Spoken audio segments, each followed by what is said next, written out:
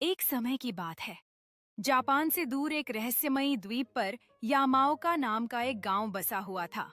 यह गांव आम गांवों की तरह दिखता था, लेकिन यहाँ के लोगों के पास विशेष शक्तियाँ थीं। प्राकृतिक तत्वों को नियंत्रित करने की शक्तियाँ। कोई आग से खेलता था, कोई हवा से, कोई पानी से और कोई धरती से। गांव का एक नियम था, जब कोई बच्चा पैदा होता तो 12 साल की उम्र में उसकी शक्ति प्रकट होती। लेकिन एक लड़का था रेंजी, जिसकी शक्ति कभी प्रकट नहीं हुई।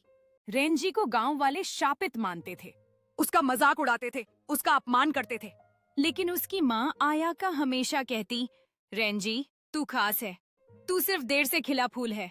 भाग 2। पहला प्रहार। एक दिन जब रेंजी 16 साल का हुआ, गांव पर अचानक काले धुएं वाले अजनबियों ने हमला कर दिया। उनके नेता का नाम था कोगारासु, जो खुद को शून्य का स्वामी कहता था। उसके पास ऐसी शक्ति थी जिससे वह किसी भी तत्व को निगल सकता था और दूसरों की शक्तियां छीन सकता था। रेंजी की आंखों के सामने उसके पिता कोगारासु के हाथों मारा गया। क्रोध, दुख और घबराहट के सागर में डूबे रेंजी के भीतर कुछ फूटा। उसके शरीर से भयंकर लपटें उठीं।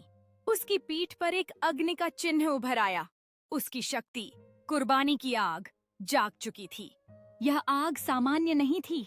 यह आग केवल तब जलती। रेंजी को अपनी शक्ति पर अब थोड़ा नियंत्रण मिल चुका था, लेकिन उसका हर उपयोग उसकी यादों को मिटा देता था। एक बार जब उसने एक गांव की रक्षा करते हुए कुर्बानी की आग का इस्तेमाल किया, तो उसे अपनी माँ का चेहरा याद नहीं रहा। रेंजी टूटने लगा। अगर मैं सब भूल गया तो क्या मैं रहूंगा? उसने अमाया से पूछा।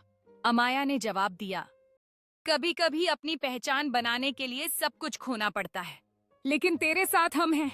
हम तेरी यादें बनेंगे। भाग 5। कोगारासु का किला। रेंजी और उसकी टीम ने आखिरकार शून्य किले तक पहुंच बनाई। यहाँ समय और स्थान का कोई मतलब नहीं था। सब कुछ भ्रमित करने वाला था। शिनोबी को अपने पुराने रूप का सामना करना पड़ा। वह खुद कोगारासु का ही बेटा था। शिनोबी ने आत्मग्लानि में खुद को रेंजी की रक्षा में बलिदान कर दिया। रेंजी ने पहली बार रोते हुए कहा, अब यह आग सिर्फ बदला लेने के लिए नहीं, तुम्हारे लिए भी जलेगी। भाग 6। अंतिम युद्ध। रेंजी और कोगारासु आमने सामने थे। कोगारासु ने कहा, मैं तुझ जैसा था, लेकिन मैंने सब कुछ छोड़ दिया ताकत के लिए। तू भी छोड़ अपनी भावनाएं, अपनी यादें और बन जा अमर।